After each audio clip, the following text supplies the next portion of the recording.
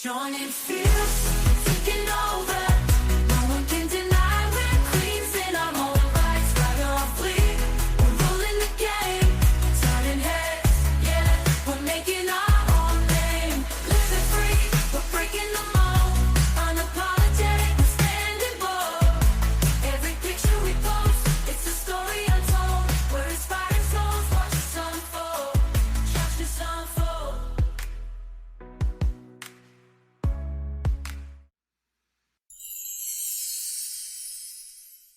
Welcome to Rooted in Your Confidence, the podcast where we get honest about what it really takes to lead, grow, and stay grounded in environments that weren't built for us. Today's guest is Kellye Franklin-Nelson, and let me tell you, she's been in rooms most people don't even get to see. Kellye spent over 25 years in the aerospace and government sectors, leading at the Fortune 50 level and navigating all the politics, pressure, and proving that comes with being a Black woman in male-dominated spaces. She's a leadership strategist, executive coach, and the voice behind Shift Happens blog, where she helps high-performing leaders stop white-knuckling their way through success, start leading with clarity, alignment, and purpose.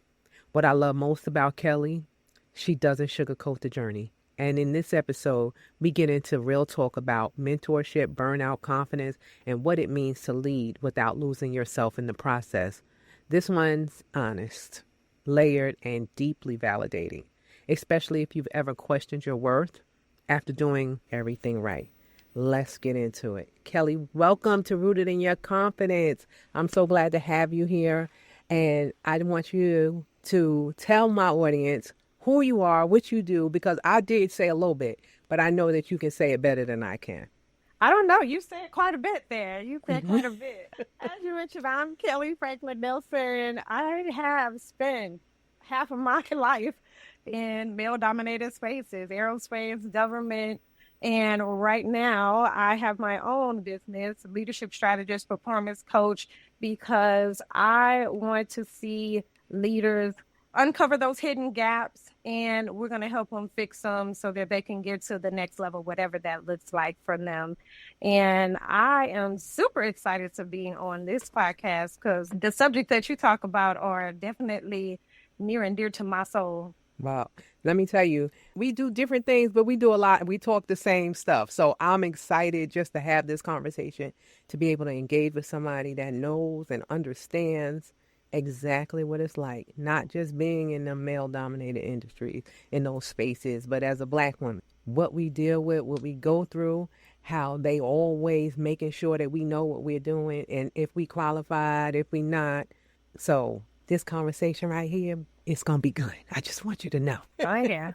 So you spent over 2 decades in the aerospace and government. What did it look like to lead in those spaces? As you might expect, and that's what we're talking about, it was different, right? It was complex. I'm a high performer, high achiever, always have been. And I had to go into spaces where even though I knew what I was doing, even though I knew what I was talking about, I still got questioned. I still had to do that one more thing type of thing. And so it was interesting, as I got the education, the additional degrees, as I continue to get all of the awards and accolades, as I continue to move up the ladder and get the positions, I still found myself having to say, oh, yeah, by the way, I have this experience. Oh, yeah, by the way, I ran a whole program management office, a $2.5 billion portfolio, right? Like I felt I still had to keep saying it and proving it. But the one thing that I realized now, I wish I had done differently, I allowed a lot of that to steal my confidence, which is, one of the reasons that I was like so intrigued with your podcast, because, we're talking about our confidence and it sounds really good, right? It sounds really good when you're like, I know what I'm doing. I know who I am. I know what I got. And then you get into the real world and you get into those positions and they slowly, pick away. It takes a lot for you to maintain what you know about yourself, right? It takes a lot to do that. And it took a lot of lessons learned for me along the way to do that. You know what? I know it does. Because, look, as I've said lately, because everyone keeps reminding me, LinkedIn reminded me I've been on my job 32 years. And in that 32 years, I've been in a position of 25 years in a male dominated position. So, as I've grown in these positions, so I understand the challenges and how they pick at you and they pull you apart and how they question you to make you that because they want you to doubt yourself. And I've been there where I've doubted myself, where it took everything I had to show up some days.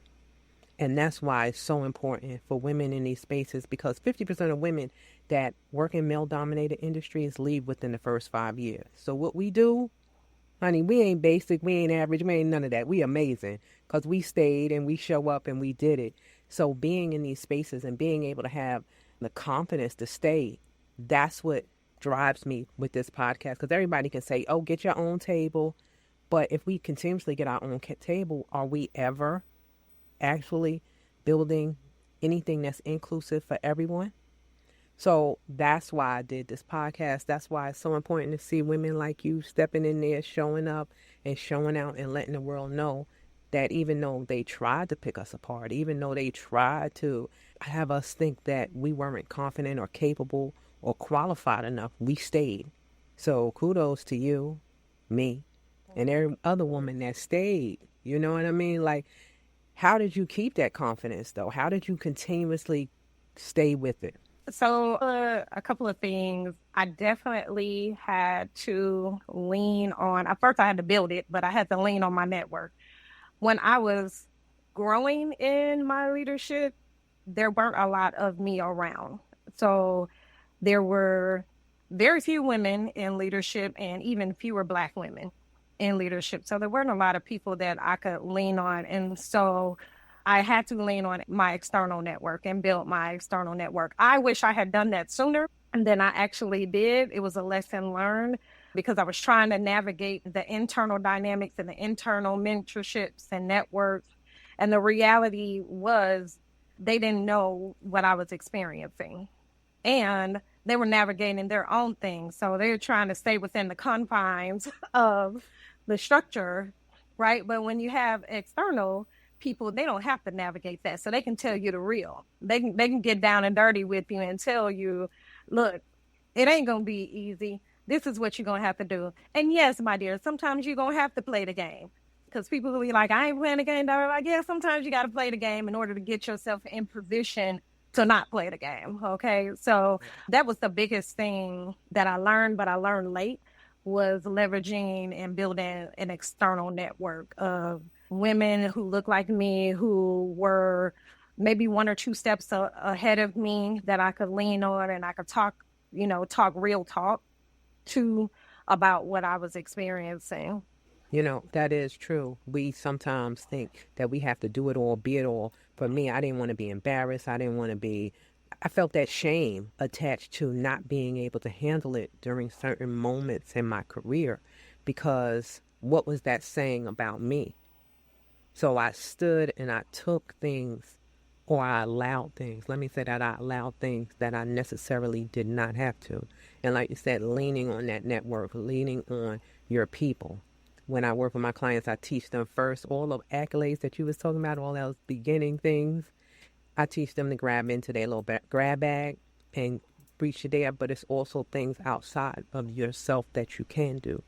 Those are your friends, your people, your cheerleaders that got your back, that show up for you because you're showing up for yourself. So those are wins for me. I think about just the challenges that we face. And like you said, we can't change the system all the time, but we can decide how we want to show up in them. For me, I stopped just saying nothing, in playing the game, saying nothing seems like the right thing to do. For me, it wasn't. That was the worst thing. They didn't always change their minds. They didn't always make the decisions that I know was best, even the company, because they felt a man was more qualified. But I was no longer quiet about it. I was able to say what I wanted to do, and I said it. And it was okay that they didn't change it, but at least I didn't feel like I was playing so small. That's what helped me feel whole and healthy, because when I wasn't saying anything, I felt sick in my stomach most of the time, and I was walking around angry, and being angry, I was exhausted, and I felt like I was always armored up, and I didn't want that anymore. So I had to figure out what was going to help me, and that's what helped me navigate those spaces, you know. Yeah, So I agree with that. Yeah, that was something another thing I wish I had done earlier in my career is just speaking up when I knew I had something to say. And there's this situational leadership where there's times to be quiet, right? And just observe, just listen. And there's times where, you need to speak up because you know that there's a better way or you have an idea. And like you said, it might not always be taken, but at least you said what you have said. There were cases where someone was speaking for me and it wasn't even, about what's going on, right? Yeah, right. They were speaking for me. Oh, Kellye really ain't ready for this, but I'm going to push her into it. I had somebody say that and I was like, wait a minute. I didn't say I wasn't ready for this. I've been asking for this for years. I wanted to, and so but that started spreading.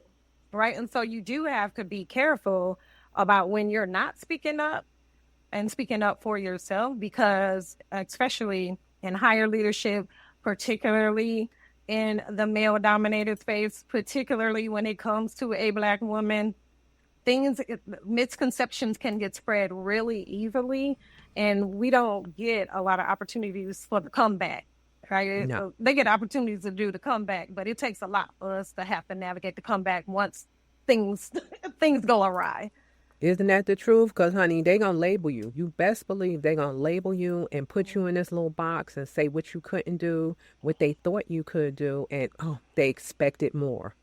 When, first of all, you wasn't given an opportunity, and then they would take it and give it to someone else. So we deal with a lot of that, not just as women, but Black women. They put us behind everyone else, even though we the most qualified, because Bob and Bill and Mike, they know more, so they say.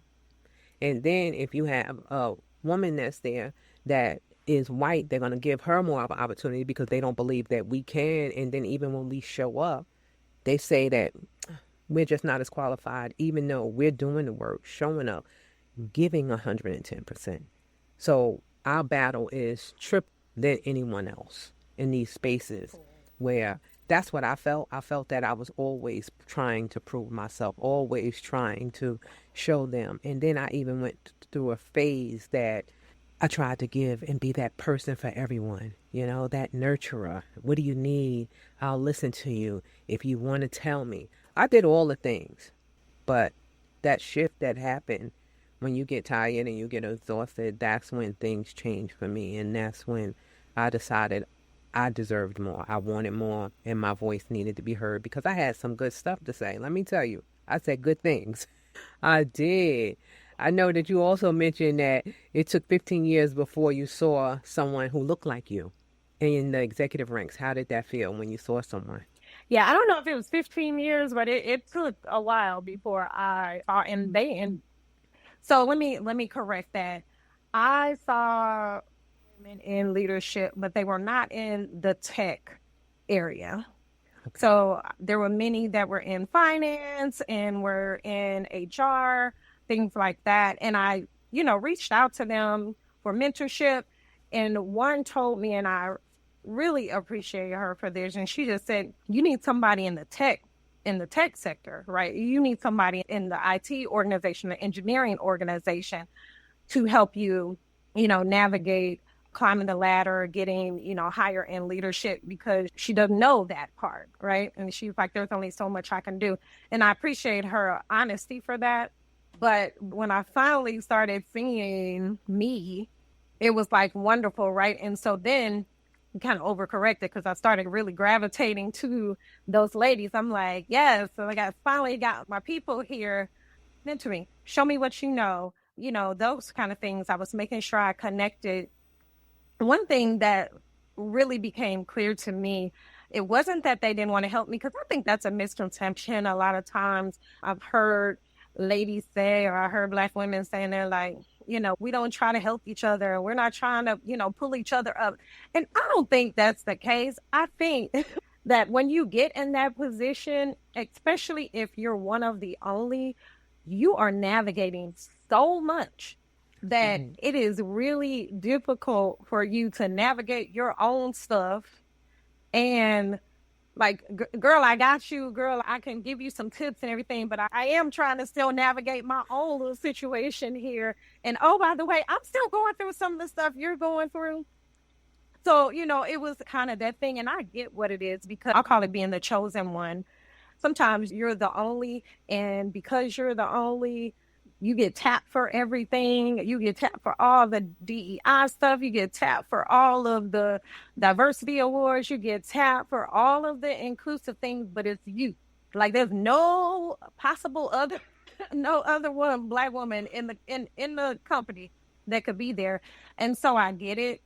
And so it was exciting to start seeing more of us. It was exciting to build those relationships, but it was also challenging because they're also navigating their thing, right? And then we're trying to do things off company hours, because you don't necessarily want to be seen as the Black woman clique when you're in the organization or you're on company time, right? So it's just all these different things that you're navigating when you're at that level.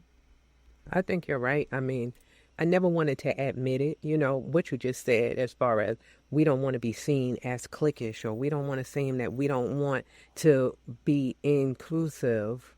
Yeah, exclusive of everyone else. We want to be inclusive. We want them to know that we can be with everyone else. So if we just be together, that's going to be a problem. For me, it wasn't any other women really, unless, like you said, I went into upstairs to visit the timekeepers or something like that. So for me, I was with the men all the time, and even if it's Black men. Oh, what y'all doing? Y'all want? This is things that my coworkers said. Oh, you don't want to hang out with the white people anymore. You don't want to. So they already, like you said, these pressures that they put on us to show up, be there, and then we're trying to do all the things, and then we can't even be ourselves or even have a conversation or be surrounded by the love that we feel, who understands and get what we're going through. That is mind-boggling for me, that we just can't be, especially in these environments.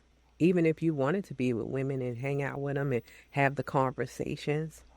And I remember even at time during an emergency situation, and I'm giving directives, and because of my position, I had to speak a little assertively to some of the clerical staff. And one of them got very upset with me as a Black woman, how I'm talking to her like that. And, I ain't your child. I was like, it wasn't meant in that manner. And I don't mean any harm, but for you to feel I'm trying to downplay you or make you feel less than I was not, but it's still, I have a position. So we navigate so many things by wanting people to still know that we're good women. We're still showing up for the cause, and then still having to show up and do our jobs to the best of our ability. We face a lot that makes it difficult sometimes to be in those environments, especially when, like you said, we're the poster child. They want us to do everything DEI. They want us to be on the billboards. I remember it, like you, the DEI.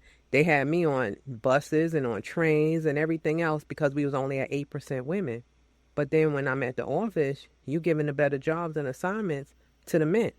So what are we doing? Are we putting on a show, or is it for real? So I look at those things also that we face as women in these environments. So when we are able to stay in them, to me, we become powerful. There's something powerful about being in those environments and having the space to become who we actually want to be and do it well. Because I think you did it well. You know what I mean? You showed up and you elevated, and then you mentor other women. How does that feel when you're able to do that? Yeah, that feels amazing. And it's the reason that I do what I do. While I do not only coach women, that's who migrates to me, because I know their story, right? I know what they're navigating. And it feels really good because I didn't have as much of that as I would have liked as I was navigating my career. And so for me to be able to do that, it just, when I say feel good in my shana, to be able to do that because I get what they're navigating, the intellectual side, the emotional side, right? The emotional and the mental things that you have to go through. And that's one of the reasons why, like when I coach clients, it's not just about your career. It's not just about how you're leading. It's also about how you're leading yourself. And that's very important to me. It's one of the first things I do. And all of the things that we've been talking about, overcoming those or navigating them or however you want to put it, it really is about the internal, right? And it's like when we were going through all of that, I didn't have the strength internally, and I didn't have like the knowledge internally of really who I am. That Now right I'm like, there. oh, you couldn't take, yeah, now I'm like, you can't take nothing from me. I know who I am. I know what I know. I know what I don't know too, right? Like I know who I can tap into if I don't, but I wasn't always there. And it took a lot of personal development work, a lot of mental, emotional, spiritual healing for me to get to a place where there's very little you can do now to take my confidence. I know exactly who I am.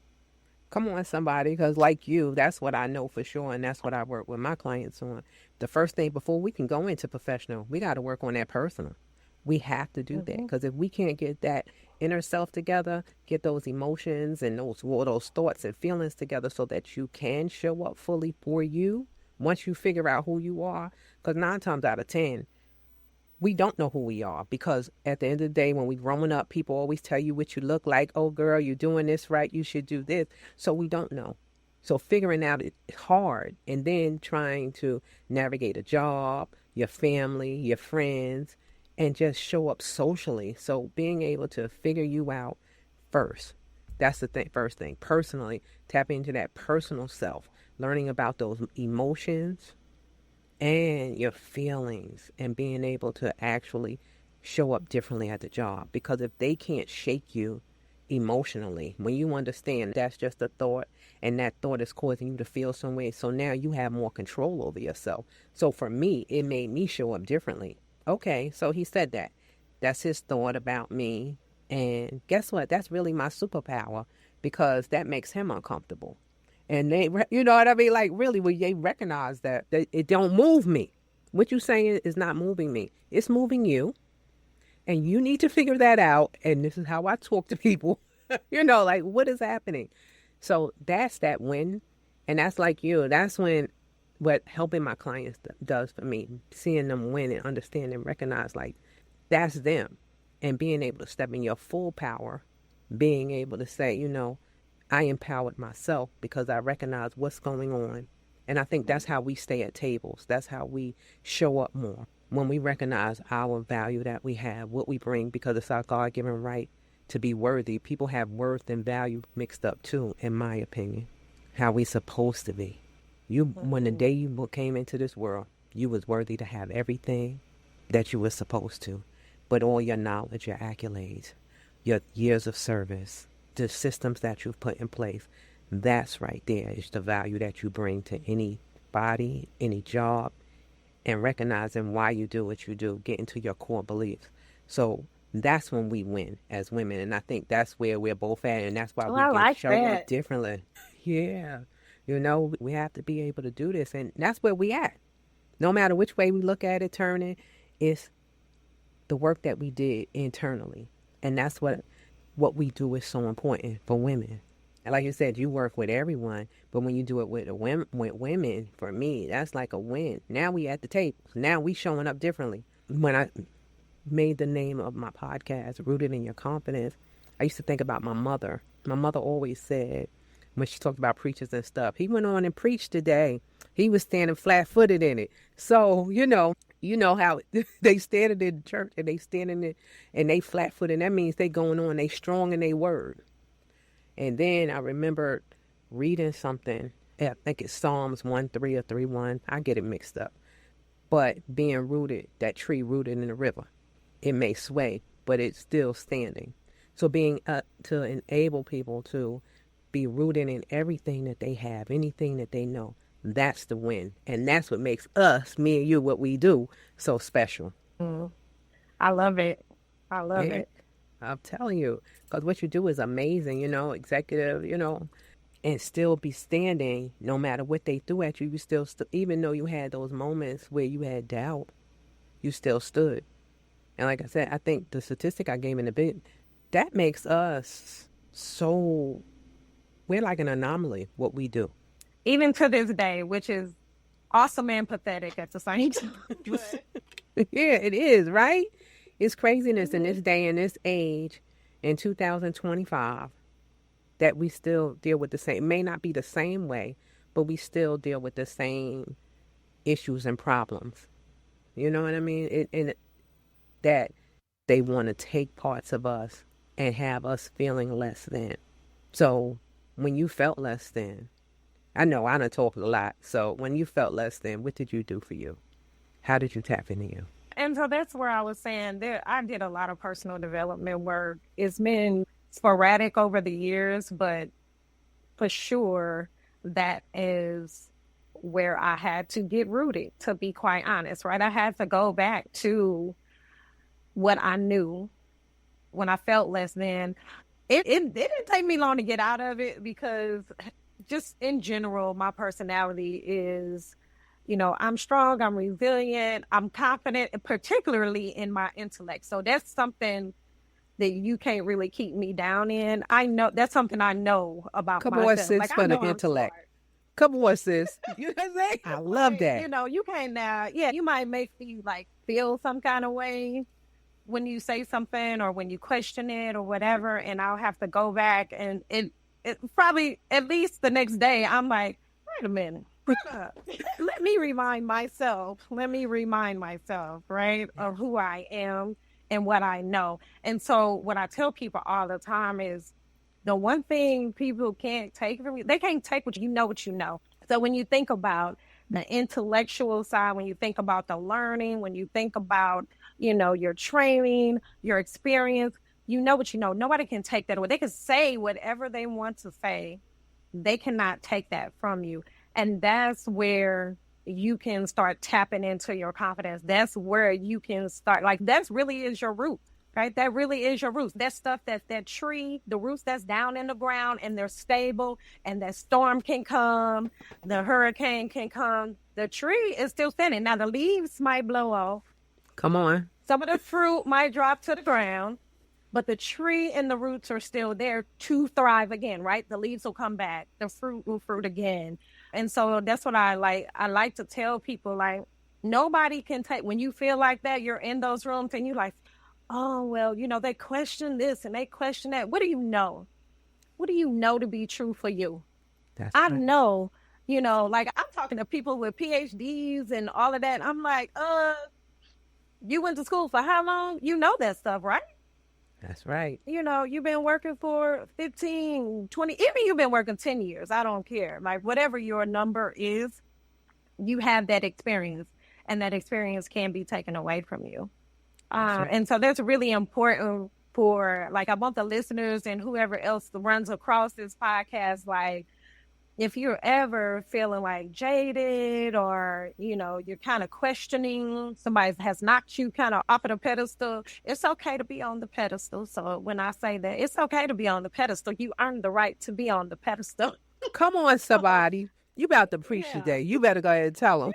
So, just climb on back up. That's on back right. up because you earned all of that. You earned it. And I think that's what we get so caught up. If we fail, if we fall, what they gonna say and how we gonna get up. You gonna put one foot in front of the other. They're gonna say something. Yeah, they're gonna say something, and let them. Yeah. How else are you going to learn? You have to fall. That was something that I did not embrace. I am a recovering perfectionist. I admit it. I talk about it all the time. I'm a recovering perfectionist. It's from some childhood stuff, but I never saw failure as a good thing. And now I do. Now I understand that it's all learning. It's all growing. And if I didn't have any of those situations or circumstances, there is no way for me to be here. I cannot be here without those lessons. Yeah, and we get to fail. What makes us think that we should not? It's what other people saying that we get caught up in instead of trusting that this is an experience that I'm going to learn from and grow from. That's how we've been conditioned over time. And I think it goes back historically. If you didn't get it right, if you didn't, you wouldn't get another chance. But what's here that I know for sure is that it is another. It might not be in this section right here, but it's something else you have a chance in, that you can grow in, that you can become. So we get so caught up and laser focused on one thing, we don't allow ourselves the moment to go and get something else, because if we dream it, we can do it, we can become. And that's what I work with, and allowing women to understand that this doesn't have to begin and end you right here. This is just the start of you becoming. Whatever didn't work here, you still can rise, and you don't know where it's going to take you if you allow yourself. But if you never get back up, then what? If we allow ourselves to be moved, if we're so shaken by everything and everyone, how do we become stronger? And we have to build that muscle. That's the way I see it. We have to, in order to take the steps, the necessary steps. Do you have a step process that you do? I know you did the internal work and did everything. Is it steps that you've taken? Do you have a framework that you do with your clients or that you created for you to get you where you at? I know I did. So did you do it? Did you do it? I did it, girl. So yes, actually. So I start with self-discovery. And so we talked about that. It's really personal first. And I think that's where we kind of get hemmed up, is our life is so, and this is society really, our life is so focused on societal's meaning of success and what is that professional going, right? You're not anything, or you haven't made it if you haven't gotten to whatever level they say is supposed to be, right? But what I find key is the personal. And so just that journey of self-discovery. And so what I do is I create is what it's called. I create. And it's really a play on words. Is I create my destiny. I create what's next for me. I create what it looks like, but it's also an acronym. And so I go through like the introspective work to understand, like, really, where am I and where I want to be. Right. And so I go through those steps of, Lord, I don't forgot my own acronym. That's what happened. We be getting caught up in conversations and we want to talk about it all. I got you.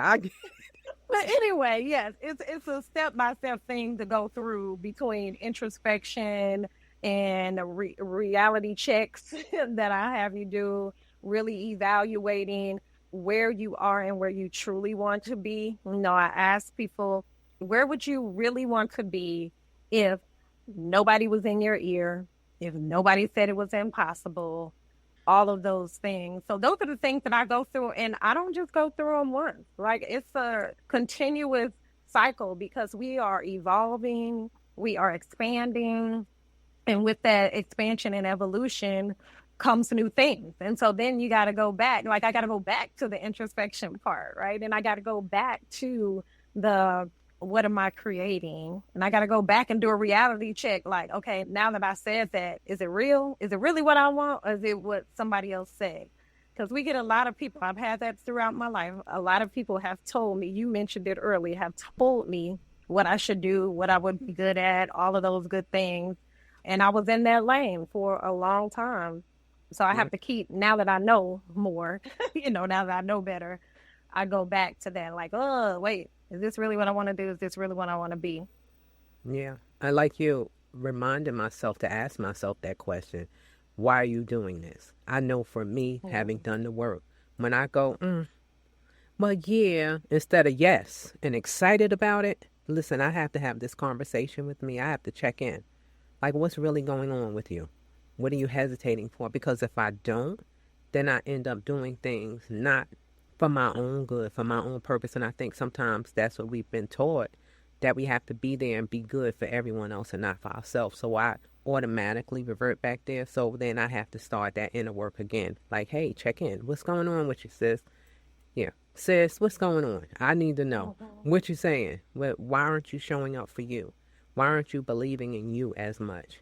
And it could be anything that triggers these things, because just because we heal it here, it's going to come back around to the right or to the left, and it's going to come back different, but it's going to be the same thing. But of the us being aware, that's what makes being, I don't want to say being, having those thoughts. It doesn't take us as long to get out. Let me say it like that, because we've already done the work and we can recognize what's coming or what's Mm. not coming at us. So we Mhm. have different conversations with ourselves now.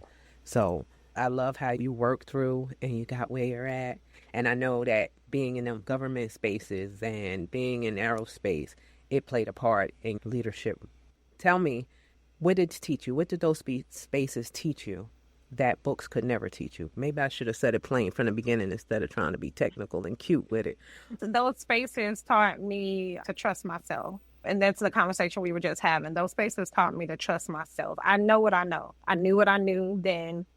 And so a book, they don't teach you that in ICF certification. They don't teach you that in any leadership, development courses or anything like that. They teach you foundational things, but they don't teach you about, relying on yourself personally. And so being authentic to myself, like we talk about being authentic and how you deliver feedback and being authentic and how you show up for your team. We don't really talk about being authentic to you There you go.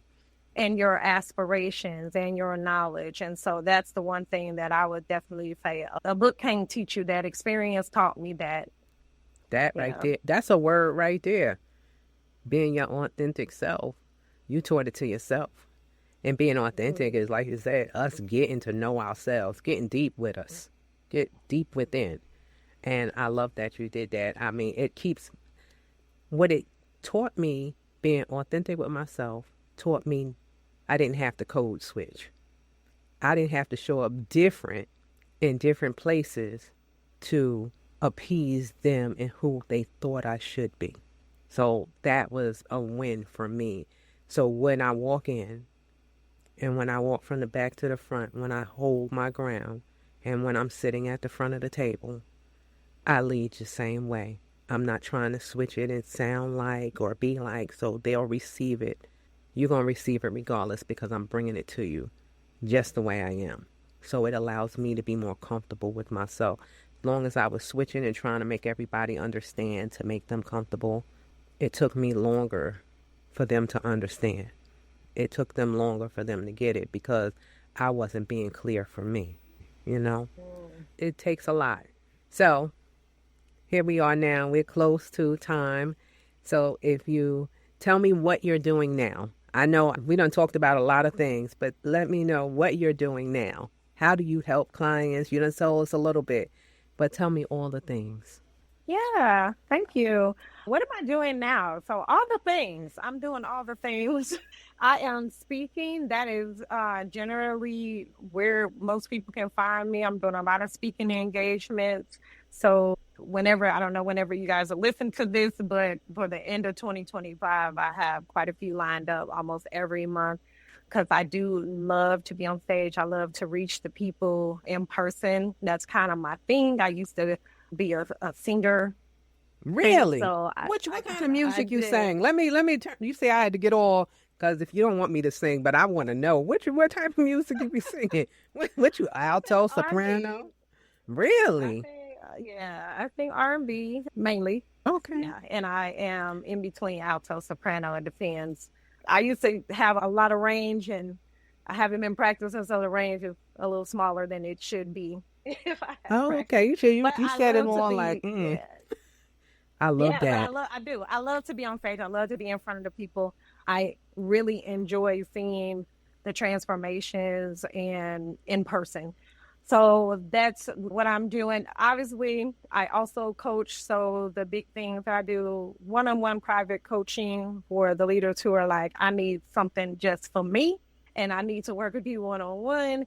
I also do corporate training, team training as well. So that's kind of where I am. And every now and then I drop some workshops. So If you go to my website, you can see what's the latest and greatest. So I do some workshops just to give people, some quick momentum, because a lot of times we got a right now situation that's happening, and we need to get in and solve that real quick. So we have things for that as well. Okay. Well, just to let you know, so everyone to know, we recording this on a Wednesday. Kellye gonna be out there on Monday. So he'll be out there. We rocking and rolling because I was so excited because we have been doing a little dance here, and for us to actually do this and be able to have these conversations, I'm excited about it and I'm happy. So I want the world to hear us have this conversation because I don't think we have it enough. And the more people hear us being open and honest, they'll know that it's another way and it's okay for us to show up. And it is other women that see them, get them, and are here for them. So that's why it was so important for me. I wasn't sitting on this. I wasn't holding it for next month, next year, because first of all, I'm grateful that you're here, you showed up, and that we were able to have this. And I think it'll be received. And like you, I like being on stages too. I didn't even know I did. So we running and we doing things to impact the world and to change this world. And I think you're an amazing woman, and I thank you for showing up here today. I appreciate you. Yes. And before you go, because I was about to get caught up and just close out, I can't do that without asking you this one question that I ask everyone. What does it mean to you to be rooted in your confidence? What it means to me to be rooted in my confidence is, kind of what we talked about before, really knowing myself, knowing what I bring, not to the table, but to the world, and that can't be taken away from me. Oh, I love that. Thank you for sharing that. So you didn't tell me with your email. You ain't tell me none of that. How they can reach you on socials. We ain't did none of that. Put that there. Well, I'm Kellye Franklin, Kellye, Franklin.com is my website. And all of my socials are similar. So LinkedIn, I'm Kellye Franklin, and Instagram, TikTok, Facebook, all of those. I am Kellye Franklin is what that looks like on social. But if you go to the website, it's all on there. All right. We like it is what it is. You're going to find me.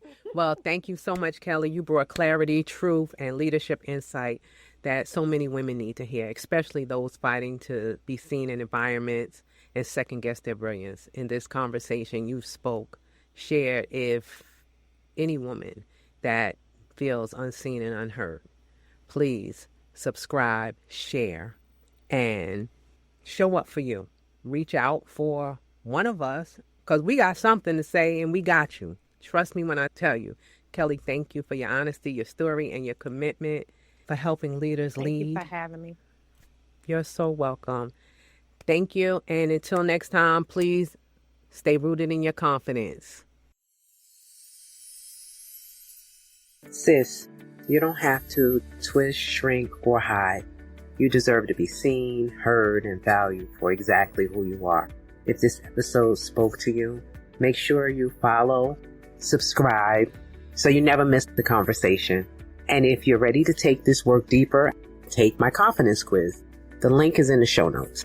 Or book a session with me to start showing up in your career and life with the confidence you deserve. Until next time, walk through the door differently, show up, show out, be you, and I'll see you in the next episode. Strong and fierce, taking over. No one can deny we're queens in our own right. Swagger on fleek, we're ruling the game. Turning heads, yeah, we're making our own name. Living free, we're breaking the mold. Unapologetic, we're standing bold. Every picture we post, it's a story untold. We're inspired souls, watch us unfold. Watch us unfold.